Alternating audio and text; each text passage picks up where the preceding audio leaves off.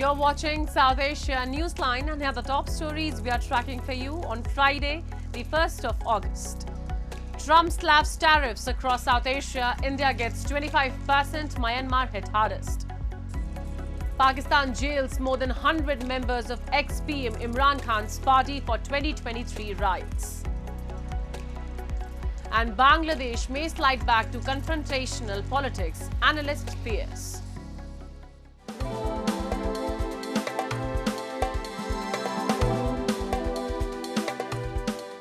And now for all the details. From Kabul to Colombo, South Asian nations are in crosshairs, feeling the tremors of a fresh tariff blitz from the United States. President Trump's latest executive action imposes what he calls reciprocal tariffs on over a dozen nations, many of them in South Asia. We have a report. As the self-imposed deadline of US President Donald Trump for trade deals ended on Friday, the president signed a new executive order slapping tariffs on dozens of trading partners, including India, Pakistan, and other South Asian nations. In the executive order signed on Thursday evening local time, Trump said some trading partners, despite having engaged in negotiations, have offered terms that, in my judgment, do not sufficiently address imbalances in our trading relationship or have failed to align sufficiently with the United States on economic and national security matters, a veiled reference likely at India. In a post on social media ahead of the August 1st deadline, Trump had announced a 25% tariff along with penalties on New Delhi, despite both countries being engaged in trade negotiations. The penalties, Trump said, were due to India purchasing Russian oil and being a major importer of defense equipment from Moscow. Although talks with India are ongoing, New Delhi has vowed to protect its labor-intensive farm sector. According to a Bloomberg report, India is weighing its options to placate the White House and has ruled out immediate retaliation. However, the report adds that India has informed the US it is not keen on purchasing the F-35 stealth fighter jets offered by President Trump during Prime Minister Narendra Modi's visit to Washington. So India should just watch out these things, how they unfold in the next, say, 2-3 months.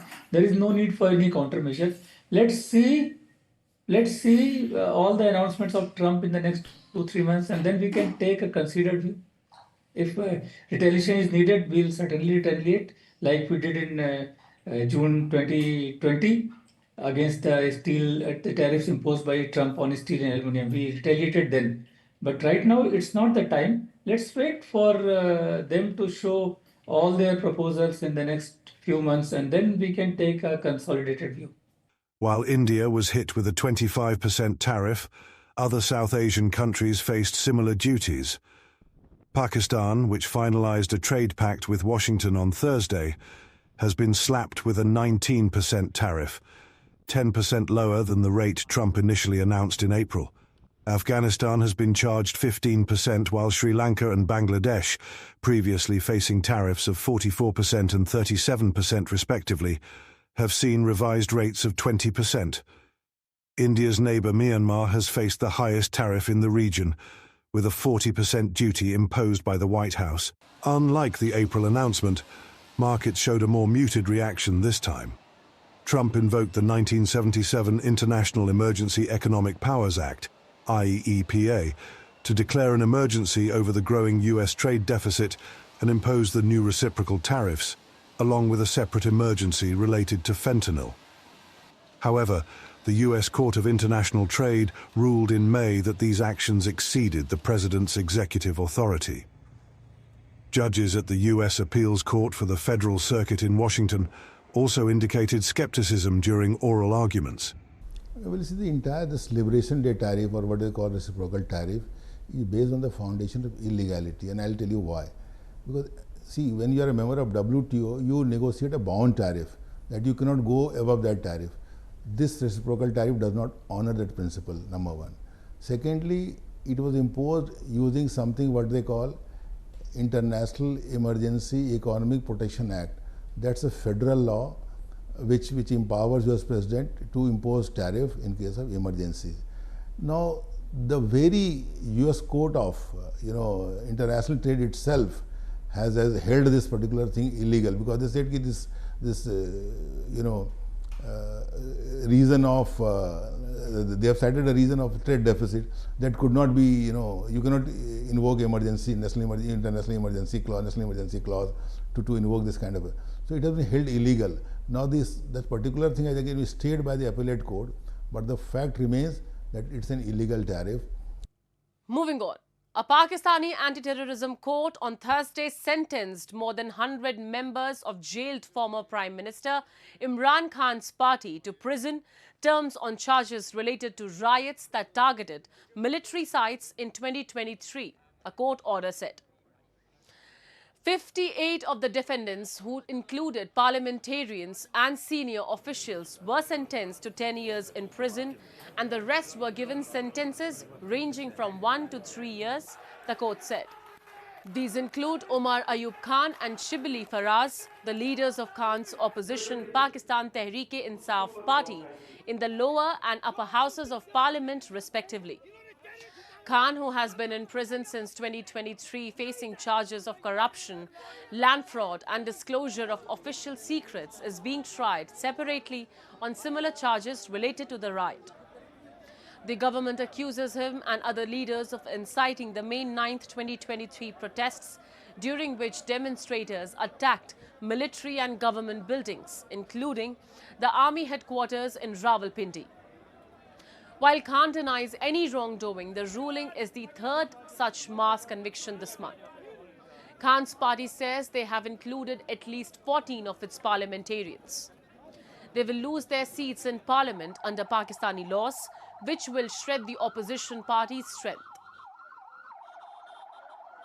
The Baloch Advocacy and Studies Centre held its first public seminar this week in London, aimed at raising global awareness about the grave human rights abuses faced by the Baloch community in Iran and Pakistan. The event amplified voices of victims, exposed patterns of state violence, and rallied international support for justice. We have a report.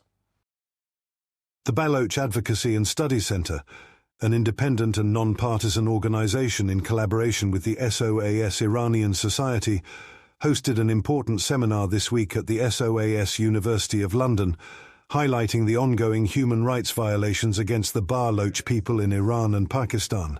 The sessions addressed state violence in Balochistan, Iran and Pakistan, focused on extrajudicial executions and their disproportionate impact on women and children, including testimonies from family members of victims. The speakers also stressed issues like enforced disappearances and extrajudicial killings of Baloch people in 2024, noting that students and labourers were among the most targeted, and emphasised that many of these atrocities, committed by Pakistani state forces, appear to be acts of retaliation and collective punishment directed against the Baloch population as a whole. The attendees expressed solidarity with the victims and their families, and demanded support for those advocating for justice, particularly the Baloch Yakjeti Committee. BASC reaffirmed its commitment to research-driven advocacy and pledged to continue working in collaboration with all those who stand for human rights and justice in the region. This seminar marked the Centre's first public event and previewed findings from its forthcoming annual human rights reports, to be released in August 2025. In both Pakistan and Iran, the Baloch have been systematically excluded from the mainstream of politics. The military and theocratic structure of these states maintain unequal power dynamics, fueling injustice and human suffering. Despite the repeated peaceful appeals and protests, Pakistan has failed to address the legitimate grievances of the Baloch people. Instead, it has intensified. Bangladesh's interim government, led by Nobel Peace Laureate Muhammad Yunus, is facing growing public frustration and political unrest as it struggles to manage the transition to national elections, with some experts fearing of a slide back into confrontational politics. Despite promises to hold elections early next year, no official date has been announced yet. The government is grappling with delays in institutional reforms and rising tensions amid fears of worsening instability. Experts warn that without political consensus, the fragile law and order situation could spiral out of control, deepening the country's political divisions. Even if we have just simple election, free and fair election, it will get us back to 1991, when we had election in every 5 years, but within those 5 years, the governing party took absolute control of the state machinery to, to collect rent, to offer rent to its loyalists, and create all the problems. So is that really the future that we want? Last year, student-led uprising forced long-time Prime Minister Sheikh Hasina to flee to India, shaking Bangladesh's political landscape. Recent violent protests, including a deadly rally in Gopalganj, highlight rising instability. So if the nasty politics continues, I see no chance of consensus. I see back to confrontational politics. That's the most pessimist scenario. Hopefully, at one end, the most optimistic scenario, on the other hand, the most pessimistic scenario. If you want me to bet,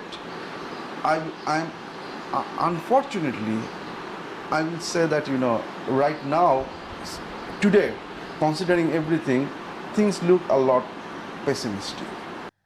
And in a major move, Sri Lanka's cabinet approved a draft bill to scrap the special privileges provided to former presidents and their spouses, excluding the pension given to them. The cabinet in June approved the drafting of the bill that seeks to repeal the Presidential Entitlements Act of 1986. During a media briefing, Minister and Cabinet spokesperson Dr. Nalinda Jayatissa informed that the draft legislation, pending for a long time, has been prepared to abolish the privileges granted to former presidents and their spouses, and the process for the same will be completed within a short period. Answering to the question related to the potential implication of the possible act on former President Mahinda Rajapaksa, particularly related to the security and diplomatic engagements, the minister said that the changes will be applicable to all without any exceptions.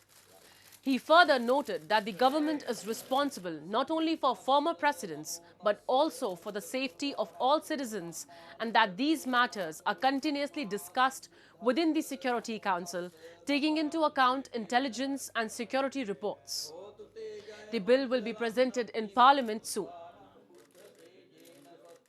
And years after Nepal's decade-long civil conflict between Maoist rebels and the state ended, thousands of victims are still seeking justice.